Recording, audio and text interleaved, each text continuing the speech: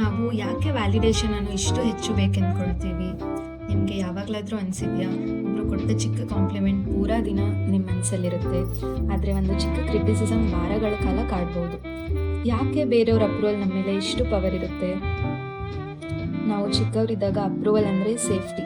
ಯಾರಾದರೂ ಚೆನ್ನಾಗಿದ್ದೀರಾ ಅಂದರೆ ನಮಗೆ ಸ್ವೀಕಾರ ಸಿಕ್ಕಂತಾಗ್ತಿತ್ತು.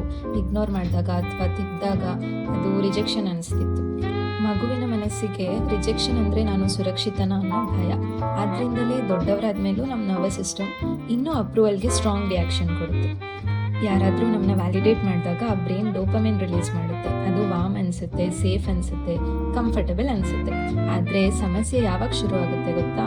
ನಮ್ಮ ವರ್ತನ್ನ ಬೇರೆಯವ್ರ ಮಾತುಗಳ ಮೇಲೆ ಆಧಾರ ಪಡಿಸಿದಾಗ. ನಾವು ಒಳಗೆ ಕೇಳ್ಕೊಳ್ತೀವಿ, ಅವರಿಗೆ ನಾನು ಇಷ್ಟನಾ, ನಾನು ಸರಿಯಾಗಿ ಮಾತಾಡಿದ್ದೀನಾ, ಯಾಕೆ ರಿಪ್ಲೈ ಮಾಡಲಿಲ್ಲ, ನಾನು ಎನಫ್ ಇಲ್ವಾ? ಹೀಗೆ ನಿಧಾನವಾಗಿ ನಮ್ಮ ಮೂಡು ಬೇರೆಯವ್ರ ರೆಸ್ಪಾನ್ಸ್ ಮೇಲೆ ಡಿಪೆಂಡ್ ಆಗುತ್ತೆ. ಇದೇನು ವೀಕ್ನೆಸ್ ಅಲ್ಲ. ಬಹಳ ಬಾರಿ ನಮಗೆ ಚೈಲ್ಡ್ಹುಡ್ನಲ್ಲಿ ಕನ್ಸಿಸ್ಟೆಂಟ್ ರಿಯಶ್ಯೂರೆನ್ಸ್ ಸಿಕ್ಕಿರಲ್ಲ. ಆದ್ದರಿಂದ ನಾವು ದೊಡ್ಡವರಾದ್ಮೇಲೆ ರಿಯಶ್ಯೂರೆನ್ಸ್ ಹುಡುಕ್ತೀವಿ. ಆದರೆ ಒಂದು ಸಣ್ಣ ಟ್ರುತ್ ಇದೆ, ವ್ಯಾಲಿಡೇಷನ್ ಸಿಕ್ಕರೆ ಚೆನ್ನಾಗಿರುತ್ತೆ, ಆದರೆ ಸೆಲ್ಫ್ ವ್ಯಾಲಿಡೇಷನ್ ಸಿಕ್ಕರೆ ನಾವು ಸ್ಟೇಬಲ್ ಆಗ್ತೀವಿ. ಯಾರಾದರೂ I am proud of you ಅಂತ ನಿಮ್ಗೆ ಹೇಳೋದನ್ನ ಕಾಯೋದಕ್ಕಿಂತ ನೀವೇ ನಿಮ್ಮನ್ನ ಕೇಳಿ, ನಾನು ಬೆಸ್ಟ್ ಕೊಟ್ಟಿದ್ದೀನ? ಅಪ್ರೂವಲ್ ಕೇಳೋದಕ್ಕಿಂತ ಅಲೈನ್ಮೆಂಟ್ ಕೇಳಿ, ನನಗೆ ನಾನು ಸರಿ ಅನಿಸ್ತಿದ್ದೀನ?